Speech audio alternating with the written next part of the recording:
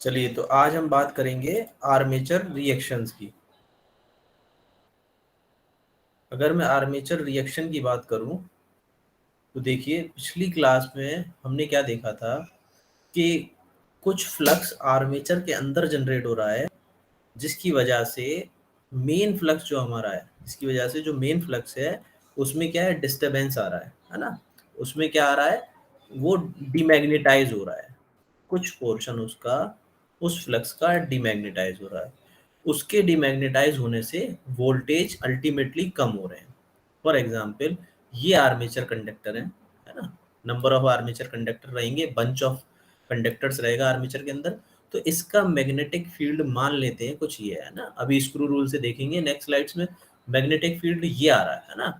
तो पिछली क्लास में हमने ये देखा था, हम इसके लिए क्या कर रहे थे, इंटरपोल लगा रहे थे, एक इंटरपोल यूज कर रहे थे हम, है ना। तो ये इंटरपोल क्या कर रहा था, इसके अपोजिट डायरेक्शन में, इस फ्लक्स को काउंटर करने के लिए अपोजिट डायरेक्शन में फ्लक्स जनरेट कर रहा था, है ना, जिससे ये फ्लक्स काउंटर हो रहा था, है ना। अल्टीमेटली हमारा जो पोल फ्लक्स है वो डीमैग्नेटाइज होने से बच रहा था, वहाँ प्रॉब्लम नहीं आ रही थी, हमें वोल्टेज सफिशिएंट अमाउंट में मिल रहे थे। ठीक, तो आज उसी के बारे में हम बात करेंगे। आर्मेचर, यहाँ हमने पिछली क्लास में क्या देखा कि ये मैग्नेट ऐसे बन रहा है, तो हमने इसके काउंटर करने के लिए इंटरपोल लगा रखा है ना। या हमने क्या किया था, आर्मेचर उसको कार्बन ब्रशेस को हम देख रहे थे, उसका रेजिस्टेंस बढ़ा रहे थे, है ना। तो भी क्या होगा, किसी हद तक कम हो जाएगा, राइट। तो armature reaction is the effect of the magnetic field setup by armature itself the main field, है ना। किस पे इफेक्ट डालेगा, मेन फील्ड पे। कौन, आर्मेचर का खुद का अपना मैग्नेटिक फील्ड, राइट।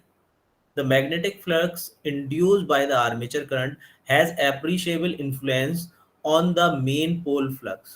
ऐसा नहीं है कि थोड़ा बहुत डाले, बहुत ज्यादा अमाउंट में फ्लक्स क्या करेगा, इफेक्ट डालेगा, जिससे कि मेन फ्लक्स जो है हमारा वो डिस्टर्ब होगा, राइट। तो इसके लिए हम क्या कर सकते हैं, थर्ड ब्रश रेगुलेशन मेथड भी यूज करते हैं, है ना। इसको देखेंगे हम। अब देखिए, केस वन की अगर मैं बात करूं, magnetic field produce by field winding. अभी हम क्या कर रहे हैं, केवल हमने क्या किया, एक पोल्स को स्मॉल अमाउंट करंट सप्लाई किया, है ना। तो क्या होगा, इस कंडीशन में क्या होता है कि नॉर्थ से साउथ तक मैग्नेटिक लाइन बनना शुरू हो जाती है ना। यही हमने देखा था। अच्छा, ये जो हम बात कर रहे हैं ये लूप्स हैं। एक लूप में हमारे कितने, दो कंडक्टर हैं। ये हमने पिछली क्लास में समझा था, है ना। यहाँ हमने देखा था ए और बी कंडक्टर, यहाँ हमने देखा था सी और डी कंडक्टर, राइट। तो ये हमने कुछ पोल दर्शाए हुए हैं इसमें, है ना, ये पोल्स हैं। और कुछ लूप्स हमने दर्शाए हुए हैं ना, एक लूप में ये दो कंडक्टर्स हमने दिखाए हुए हैं। तो देखिए, हमने ये देखा था फ्लेमिंग राइट हैंड रूल से कि ए और बी से करंट जा रहा था और सी और डी से निकल रहा था, राइट। तो हमने एरो के माध्यम से ये समझा भी था, करंट अगर जा रहा था, है ना, मेरी साइड से आपकी साइड, बाहर से अंदर की तरफ, तो मैं प्लस साइन लगा रहा था, है ना। बाहर से अंदर की साइड आ रहा है, आपकी साइड से मेरी साइड आ रहा है, तो मैं एरो का फ्रंट पोर्शन यानी कि डॉट लगा रहा था, कुछ ऐसे लगा रहा था, राइट। तो अब देखिए, इस एक्सिस को क्या बोलते हैं, मैग्नेटिक न्यूट्रल एक्सिस, राइट। यहाँ कार्बन ब्रशेस हम लगाते हैं। और इन वाले एक्सिस को, ये जो मैग्नेटिक लाइंस के जा रहे हैं, ये इनको क्या बोलेंगे, ज्योमेट्रिकल न्यूट्रल एक्सिस, राइट। तो हमने वहां देखा था कि यहाँ जो कंडक्टर आ रहा था उसमें करंट की वैल्यू क्या थी, जीरो, है ना। ना वो नेगेटिव होगा ना पॉजिटिव होगा, वेव बना के हमने ये समझा था। ये अगर एक्सिस पर यहाँ वैल्यू आएगी तो ये क्या होगी, वैल्यू जीरो, जो कि एक्सिस के जस्ट नीचे यहाँ इस कंडक्टर में आएगी। तो इन कंडक्टरों पर क्या होगी, करंट की वैल्यू जीरो होगी, राइट। चलिए, अब हम सेकंड केस की बात करते हैं। अभी हमने फर्स्ट केस में क्या किया, केवल इसको सप्लाई दी, है ना, आर्मेचर में करंट प्रोड्यूस नहीं हो रहा इस केस में, राइट। तो हमने देखा कि मैग्नेटिक लाइंस कुछ ऐसे जा रही हैं।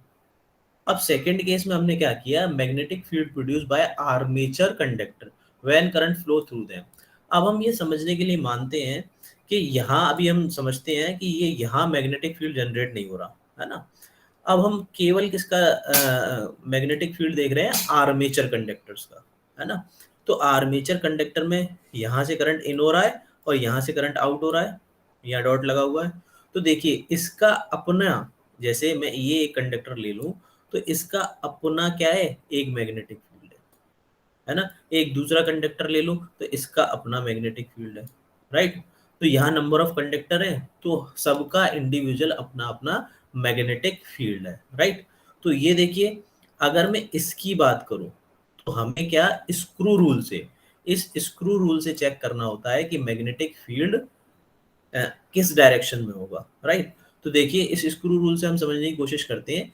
अगर मैं इस स्क्रू को अंदर की तरफ जा रहा है, ये स्क्रू फॉरवर्ड डायरेक्शन में है, तो क्या होगा, मैग्नेटिक फील्ड किस डायरेक्शन में, कुछ इस डायरेक्शन में होगा, कुछ ऐसे होगा, है ना।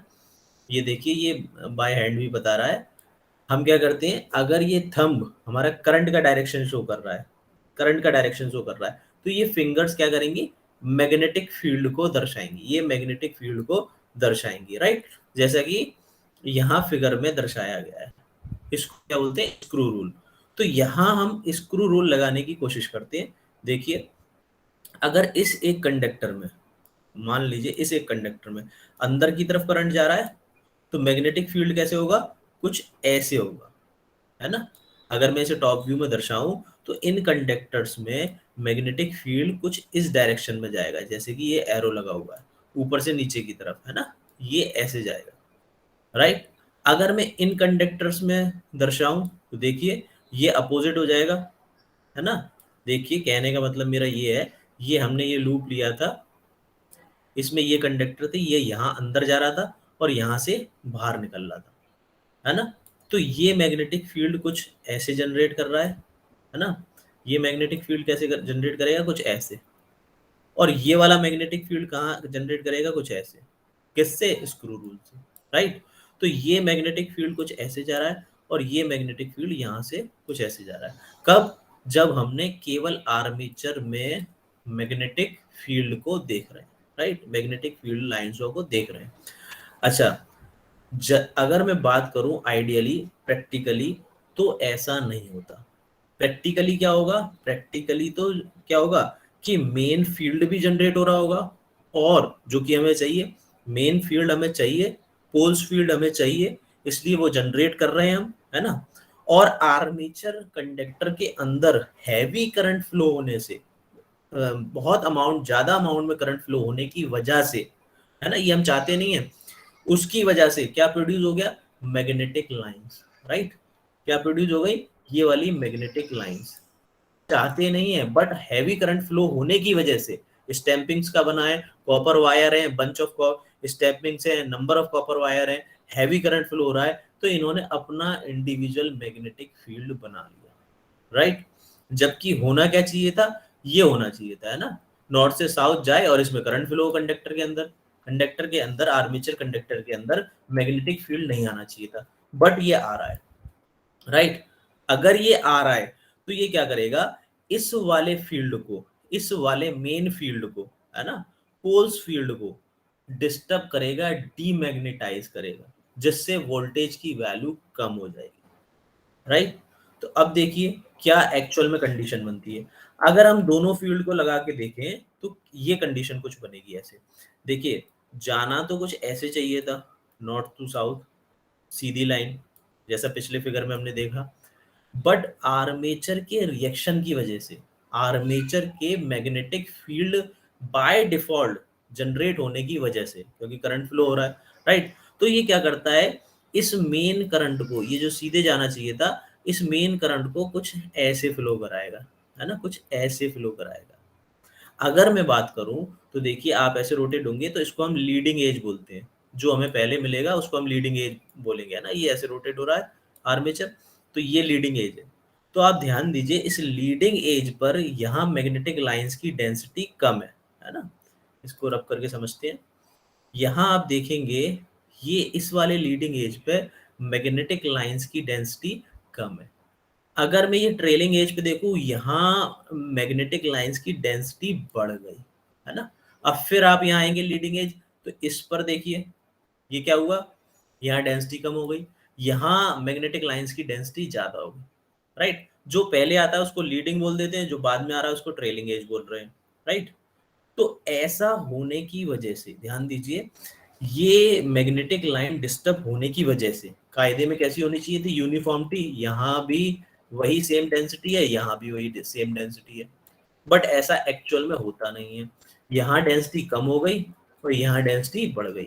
ऐसा होने की वजह से ध्यान दीजिए, ये न्यूट्रल प्लेन, ये ओरिजिनल न्यूट्रल प्लेन था, ये शिफ्ट हो गया यहाँ पर। इसका रिजल्टिंग क्या आएगा, इसके रिजल्ट से क्या हुआ, ये फ्लक्स न्यू प्लेन इसने क्रिएट कर दिया, ये वाला, है ना, ये वाला एक्सिस पर आ गया।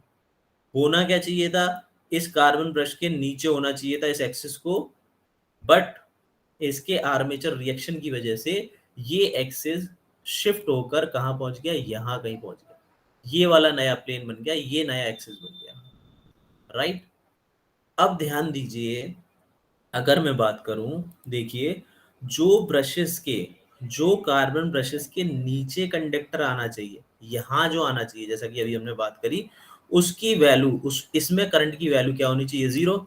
यहाँ जो एक्सिस के जस्ट नीचे आएगा कंडक्टर, उसमें करंट की वैल्यू क्या होनी चाहिए, 0, राइट। वहां फेस चेंज हो रहा है, पॉजिटिव से नेगेटिव जा रहा है ना।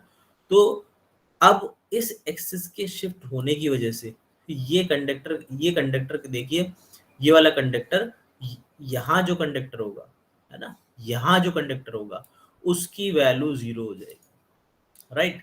इससे पहली प्रॉब्लम क्या है, वोल्टेज की वैल्यू कम हो गई, राइट।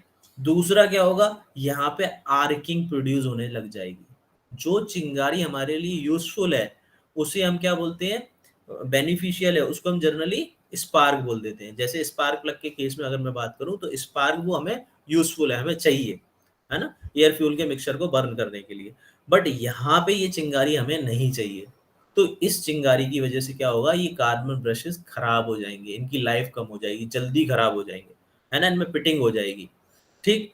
तो ये चिंगारी से ये प्रॉब्लम्स आना शुरू हो जाएंगी और वोल्टेज कम हो जाएगा, कार्बन ब्रशेस खराब हो जाएंगे, चिंगारी आना शुरू हो जाएगी, राइट।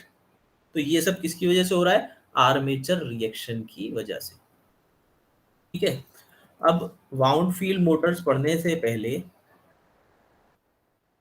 आपके इसमें जो भी डाउट्स हैं पहले वो ले लेते हैं, उसके बाद फिर आगे हम मोटर्स की बात करेंगे, वाइंडिंग्स की बात करेंगे।